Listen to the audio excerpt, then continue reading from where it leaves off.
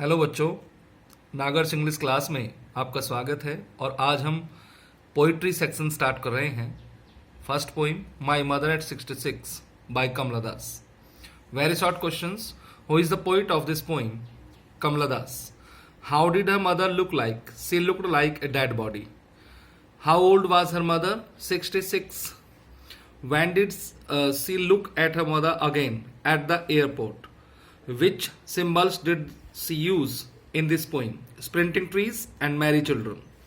What was the color of her mother's face? Pale yellow. She compared her mother's face to dash late winter's moon. Now, short questions. What is the kind of pain and ache that the poetess feel? किस प्रकार के दर्द को कवित्री इस कविता में महसूस करती है? The poetess looks at the pale and sickly face of her mother. कवित्री देखती है पीले पड़े हुए और बीमार से चेहरे को अपनी माँ के। She looks like a dead body. वह मृत शरीर के समान नजर आती है।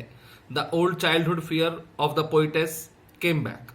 पुराना बचपन का डर कवित्री का लौट आता है। सी फियर्स दैट, वह डरती है कि her mother will depart from this world soon. उसकी माँ जल्दी ही इस दुनिया से विदा ले लेगी।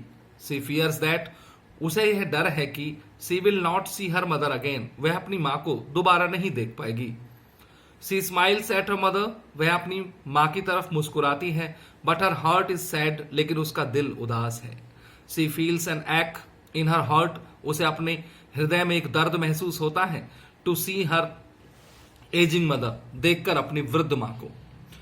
How do we know that poetess mother is old and weak? हमें ये कैसे पता चलता है कवित्री की माँ बुजुर्ग है, कमजोर है?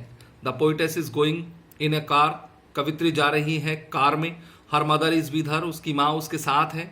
सी सेज दैट, वह कहती है कि her mother looks ashen and pale. उसकी माँ बहुत कमजोर और उसका चेहरा पीला पड़ गया है, ऐसी नजर आती है। सी सेज दैट, वह कहती है कि she is like the late winter's moon. उसकी माँ शरद ऋतु के चंद्रमा के समान दिखती है। Which is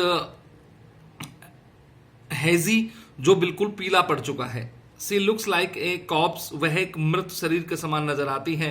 these images so that, ये सभी प्रतिबिंब दिखाते हैं कि she is old and week.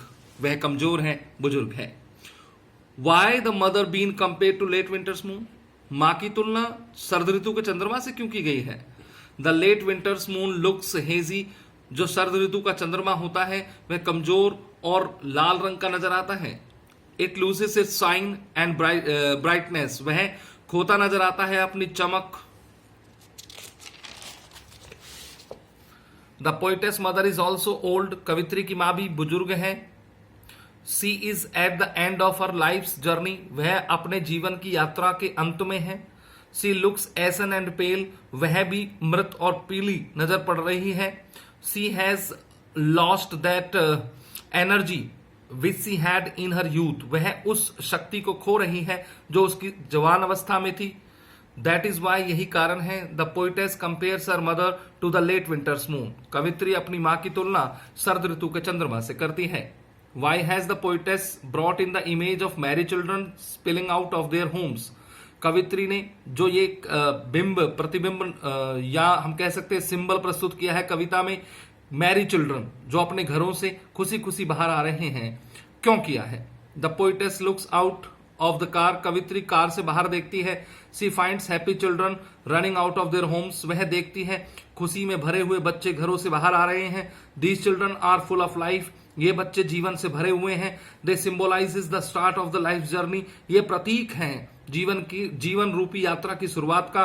The image of the happy children is in contrast to her mother's. ये जो प्रतिबिंब प्रयोग किया गया है प्रसन्न बच्चों का, यह एक तरह से विरोधाभास है अपनी मां से। Whose life journey is coming to an end. जिसकी जीवन रूपी यात्रा अंत की तरफ आ रही है। The image of these children makes the poetess sad. यह तस्वीर इन बच्चों की कवित्री को उदास बनाती है।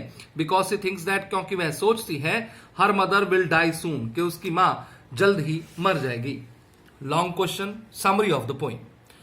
First of all, note down poem my mother at 66, poet Kamala Das, message ageing is a natural process, उम्र का बढ़ना एक प्राकृतिक और स्वाभाविक गतिविधि है दैट कंटिन्यूज इन लाइफ, जो लगातार जीवन में बढ़ती रहती है विदाउट स्टॉपिंग, बिना रुके।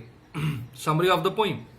इन दिस पोइम, इस कविता में the poet gives a beautiful message, कवित्री देती है एक बहुत ही सुंदर संदेश, that we should think about our elderly parents, कि हमें अपने बुजुर्ग माता पिता के बारे में सोचना चाहिए। We should think about the expectations from us, हमें सोचना चाहिए कि वो हमसे क्या आशा रखते हैं। The poetess gives his personal example, कवित्री देती है अपना स्वयं का एक उदाहरण। One day she is going in a car with her mother, एक दिन वह कार में अपनी मां के साथ जा रही थी। She is going to airport, वह एयरपोर्ट पर जा रही थी। She looks at the pale and sick face of her mother, वह देखती है पीले पड़े हुए बीमार से चेहरे को अपनी मां के। She looks like a dead body, वह मृत शरीर के समान नजर आती है। द पोइट फियर्स दैट, कवित्री को यह डर है कि her mother will depart from this world soon, उसकी मां इस संसार से जल्द ही विदा ले लेगी। The poet looks out of the car, कवित्री कार से बाहर देखती है। She finds happy children running out of their homes, वह पाती है बच्चों को जो अपने घरों से प्रसन्नता में भर के बाहर आ रहे हैं। These children are full of life, ये बच्चे जीवन से भरे हुए हैं। They symbolise the start of the life journey, ये प्रतीक हैं जीवन रूपी यात्रा की शुरुआत का। But her mother's life journey is coming to an end, लेकिन उसकी मां की जीवन रूपी यात्रा समाप्ति की तरफ आ रही है। She sees the sprinting trees, वह देखती है दौड़ते हुए वृक्षों को। These trees seem to see run backward, ये वृक्ष नजर आ रहे हैं, प्रतीत हो रहे हैं पीछे की तरफ दौड़ते हुए। The trees symbolises the fast passing of the time, और यह जो वृक्ष हैं ये तीव्र गति से पीछे हटते हुए समय का प्रतीक है। Thank you.